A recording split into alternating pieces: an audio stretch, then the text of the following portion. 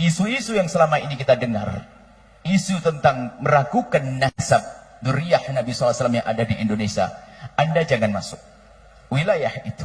Itu akan merusak hubungan hati Anda kepada sesama kaum muslimin. Sudahlah, Anda tidak usah ikut membahas masalah ini. Tidak usah ikut-ikutan. Karena apa? Semuanya hasilnya adalah gara-gara ini menjadi renggang hati kaum muslimin. Ustadz dengan ustadz renggang, kiai dengan para habaib renggang. Apakah itu sebuah keindahan? Kalau memang sebuah kebaikan, tidak akan membuat kerenggangan.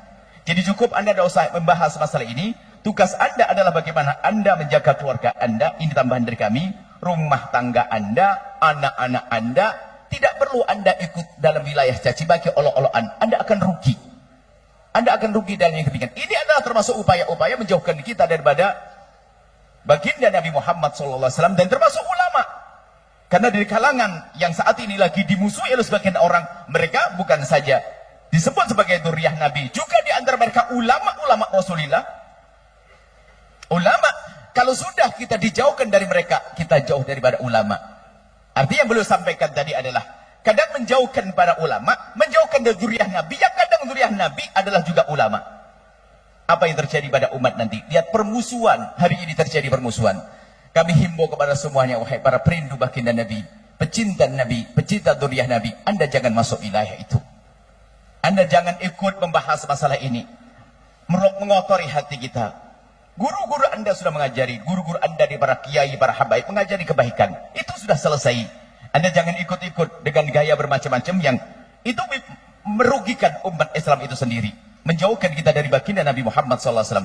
Kami lanjutkan apa yang beliau sampaikan. Nah, ini adalah tidak lepas daripada urusan-urusan yang tidak ada hubungan dengan urusan agama. Bisa jadi apakah urusan, mungkin urusan politik apa. Oke, yang jelas kalau urusan agama tidak seperti itu. Tidak menanamkan kebencian. Urusan agama tidak akan menanamkan kebencian.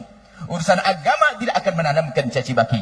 Urusan agama tidak akan menanamkan dendam. Urusan agama tidak akan menanamkan perpecahan. Kalau urusan agama akan menjadikan orang semakin indah, bukan menjadi sebab permusuhan.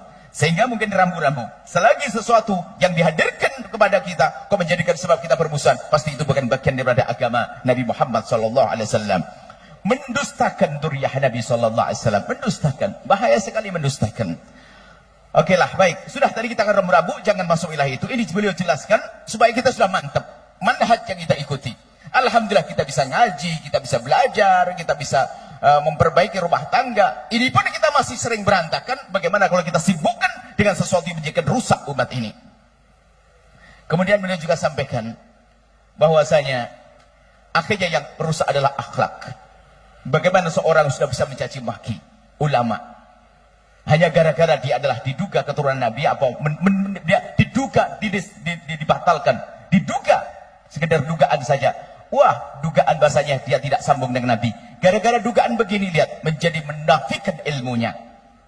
Padahal menduga ini adalah ada babnya sendiri masalah ilmu.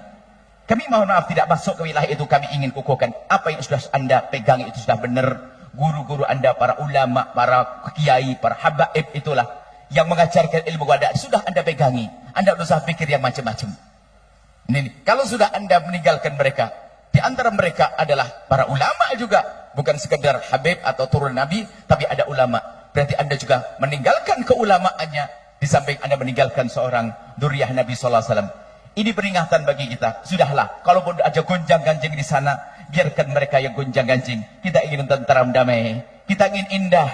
Itu kiaimu di kampungmu. Bahkan nanti kami akan ada pesan, ayo kembali pada kiai kampung kita juga, kiai di masyarakat kita, ustadz-ustadz baik di kalangan habaib itu kalangan kiai, mereka mengajarkan kebaikan.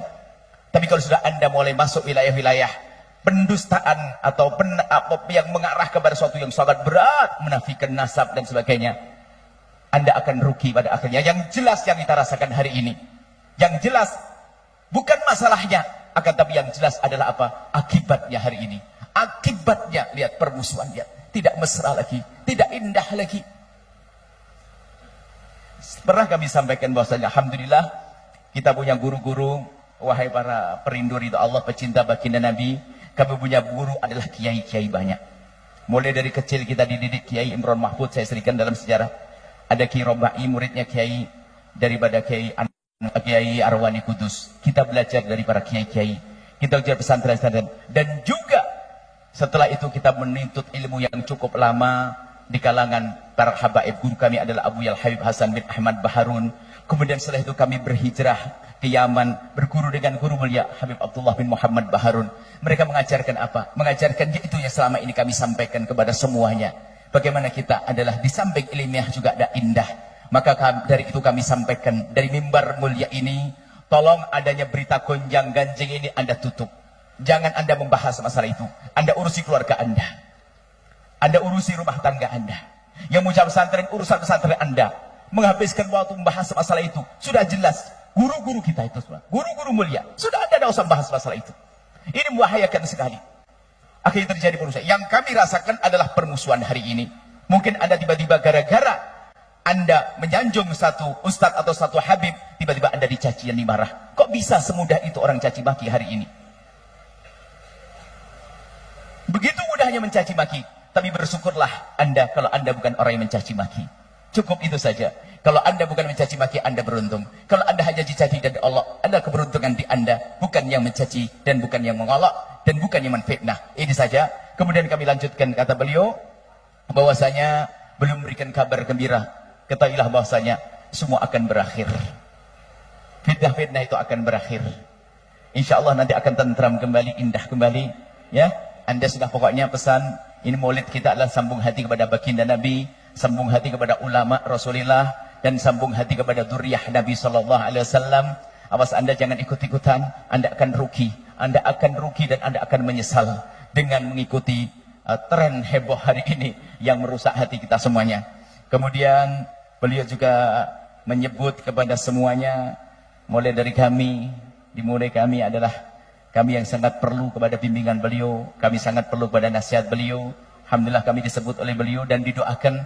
Ternyata setelah kami juga adalah Anda semuanya, dari para habaib yang datang di tempat mulia ini, dan juga dari para ulama, para kiai-kiai, para ajengan-ajengan, juga ada disebut para ibu-ibu juga, para haji-haji, dan para semua yang hadir di sini, dan para solihin dan solihat semuanya. Semoga dengan hadirnya kalian semua ke tempat ini, dari jauh beliau mendoakan semoga Allah memberikan kepada semuanya as-sa'adah, kebahagiaan, dan semoga memberikan kepada semua adalah segala kebaikan, memberikan kepada semuanya adalah mawaddah, dan semoga membuka mata kalian semuanya, membuka mata kalian sehingga bisa melihat mana yang hak dan mana yang batil, hak untuk diikuti dan kebatilan ini harus dihindari. Dan kemudian beliau juga mendoakan semoga Allah memberikan kepada kalian semua kecintaan yang sesungguhnya kepada baginda Nabi Muhammad sallallahu alaihi wasallam, sehingga kelak kita bisa bersanding berkumpul dengan Nabi Muhammad sallallahu alaihi wasallam. Dan teruslah dalam jalan yang selama ini kalian tempuh, jangan keluar, nanti kita akan sampai dan bergabung dengan Rasulullah sallallahu alaihi wasallam. Ini yang beliau sampaikan, dan semoga Allah mungkin dari dengan tambah panasnya suasana ini, panasnya keadaan udara ini, insya Allah tambah diberi oleh Allah pemahaman ya. Sebab kan janji kalau capek nanti diganti oleh Allah yang lainnya. Terlalu enak nanti tidur, karena panas nggak tidur, jadi bisa mendengar insya Allah ya.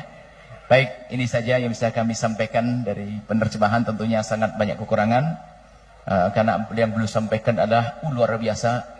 Yang jelas kurang apa yang kami sampaikan dari terjemahan ini adalah tidak mencapai berapa persen daripada apa yang beliau sampaikan. Belum lagi setiap kalimat dari seorang guru itu adalah penuh hikmah. Mungkin satu kalimat saja kalau kita syarai bisa panjang dan lebar. Bagaimana kita harus menerjemahkan kalimat-kalimat beliau dalam waktu yang singkat ini. Akan tapi biasanya, percaya bahwasanya setiap beliau menyampaikan ceramah satu kali, itu akan, kalau panjenengan Anda perhatikan, itu akan menjadi materi yang akan kami kembangkan sepanjang tahun berikutnya. Semuanya begitu. Isyarat beliau sekali diucap, beliau akan kami terjemahkan dalam terjemah pengajian kami dalam setahun berikutnya. Sampai ketemu tahun depan di majelis ini. Tapi jangan begitu kelamaan InsyaAllah ini saja. Nuhibbukum fillah. Assalamualaikum warahmatullahi wabarakatuh.